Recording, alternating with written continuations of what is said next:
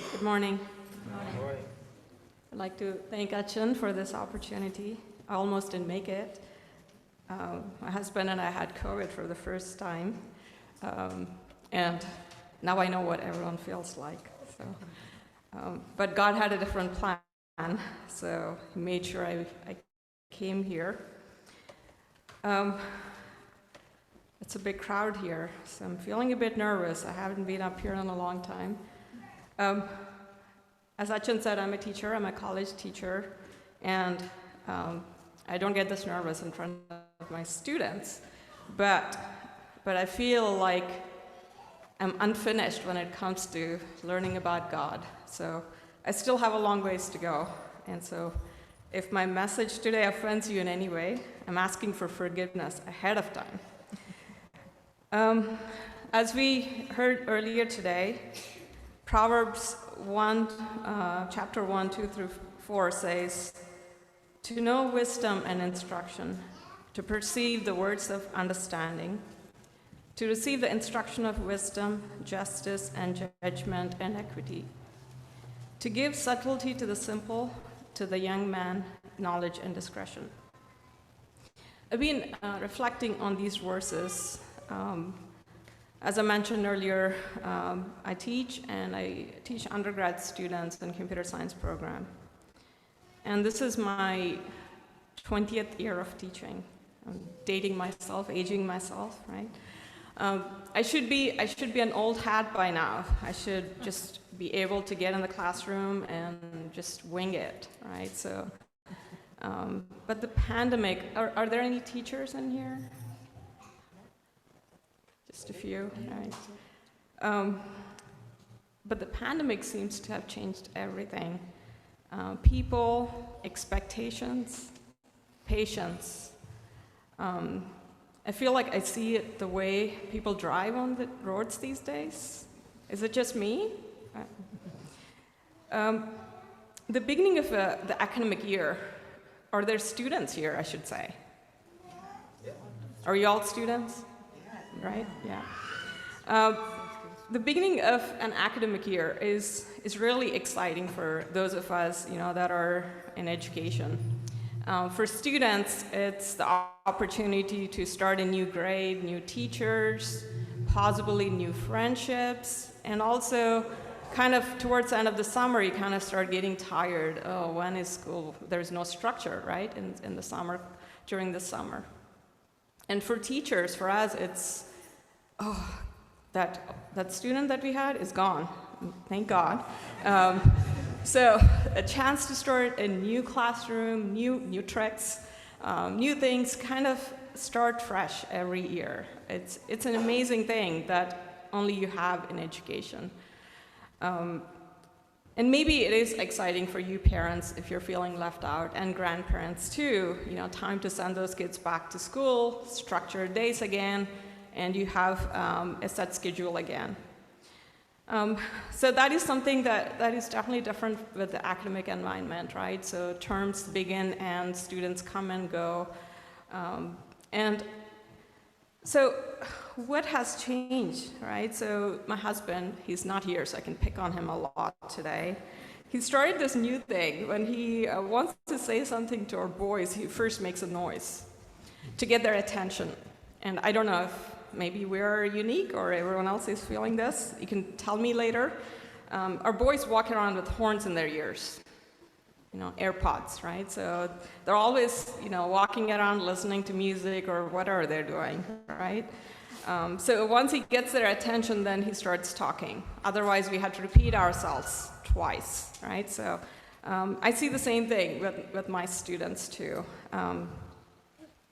This summer, I took some students to Spain on a study abroad program. And so maybe got to know them a little too much.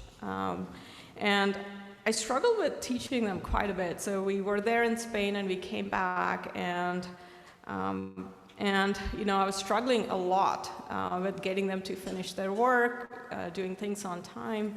And so I was really distressed over the summer. And so I talked to my husband. I said, I don't know why I'm feeling this, right? And he's like, you care too much, right? So don't, you shouldn't take this personally. But what better way to vent all this than you all here, right? So it's not just the summer. I felt like last academic year coming out of the pandemic was also a struggle. I was actually chasing after students. Hey, turn in your work. There were a couple of students that didn't even show up to exams, and so I had to do a third attempt in giving some of them exams. And my classroom literally felt like a train station. They would come and go, right? So, and then they would have like so many things buzzing around them, right? Their phone is buzzing, or their Discord is buzzing. Do you know what Discord is? Yeah, so it's kind of like a WhatsApp, right, with notifications on for like students. So it's closed group. So I was thinking about, what changed, right? I also happen to be preparing for a computer architecture class that I'm teaching in 3 weeks, and one of the quotes from the book, if the transportation industry has kept up with the computer industry, we would go from New York to London in a second for a penny, right?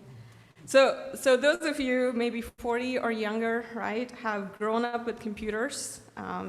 Initially, they were an accessory, right? It would be cool to have a phone, but now they have become a necessity. And we cannot function without our mobile phones. We really can't. Yes, they are computers, right? Because they're more powerful, apparently, than the system that took the first man to the moon, right? So it makes me wonder, are we addicted to technology? I will confess, right, I am a work in progress here. I watched my share of Netflix over the pandemic and continue to struggle with it. And sometimes I'll be like, I'm going to give up Netflix, right? So binge watching is a problem, right? So I don't know how many subscriptions you have, right? I think we have many between the kids and us. But, it is something that we struggle with. Now, it is easy, right? It is easy to give in to the technology and not get real work done. And when we were going through COVID, one of the biggest symptoms I struggled with, I am usually very high energy. I want to go. I was feeling very fatigued, right? So it was really easy to give into technology and just let it be my, right, entertainer. It made me think that there's a lot of technology addictions to overcome. I also have tried various social media platforms over the years and left them. I barely can keep up with WhatsApp. As a former church secretary, I reluctantly used it in the past and still struggle with it. I love it that you can use it to keep in touch with people, but really don't care for the excessive shares, forwards. Sorry if you're guilty of all these, right? We have a family WhatsApp group, and my aunt posts like 4 messages a day, right? What's the problem with something like that is I don't really look at any messages anymore, right? So I want to go back to Proverbs 1-4, right? So to give subtlety to the simple, to the young man knowledge and discretion. I want to talk a little bit to youth students, right? If you're a student, it is tough for you out there. I feel like in the old days, remembering my younger days, when I was growing up in India, the only thing I think we did was we didn't even have a TV, right? This was in the 80s, and we would sneak out of the house and go to the neighbors to watch TV, right? So there was nothing else, right? So it was the only thing that was a temptation. But right now, there's a lot of temptations. You have gaming, right? Any gamers out there? Don't have to raise your hands, right? Social media, you have Instagram, right? Luckily, I haven't gotten into it, right? And the latest thing that all teachers are worried about is ChatGPT, right? Have you heard of that one? Yeah. Only Tom Uncle has heard of it, right? Which is a good thing if you haven't heard of it. If you're parents, right, and our kids, when they were growing up, we always had limits and rules, and they told us later, we're glad you had rules and limits, right? So if your parents have rules and limits, consider yourself lucky. And remember, the only person you need to be cool with is God, right? The rest of the people don't matter. As 1 Corinthians chapter 10:12 says, so if you think you're standing firm, be careful that you don't fall. No temptation has overtaken you except what is common to mankind. And God is faithful. He will not let you be tempted beyond what you can bear. But when you're tempted, he will also provide a way out so that you can endure it. Although here the context is the temptation to disobey God by following idolatry or other sins, it is still very relevant today. We have modern day influencers, right? They come in and disrupt us. So students, don't be tempted to take shortcuts when doing your schoolwork, and do your own work. I tell this to my students all the time, don't help others, don't give them your work, but try teaching them. It's a lot difficult, right? So teach others. It will actually help you be better at understanding the concepts too. A few takeaways from, I think sometimes when you immerse yourself in a different culture, something that the students noticed when they were in Spain, we kept asking them, what is it that you're noticing here? This is something that, we don't see anymore, right? People are walking around with a phone in their face all the time here. So we didn't see that in Spain. And people would actually be sitting around, talking, and eating, right? Not with each person at the table with their phone out, right? So this is something that they noticed a lot. We were in a very small town. I mean, it was about 300,000 population. It had everything that they needed in that small town. And one thing that I noticed was that there was no Amazon truck, no Amazon Prime. And day after day, there were these booths of these artists that would actually have a lot of them, and they would be selling all handmade products. And so the place, they decided not to have any kind of, and there were no Uber Eats, nothing, right? So there was this one guy it's the only delivery guy. It's called something, but he would be on his skateboard, right? That's how he delivers food, right? Or a hover, one of those hoverboards.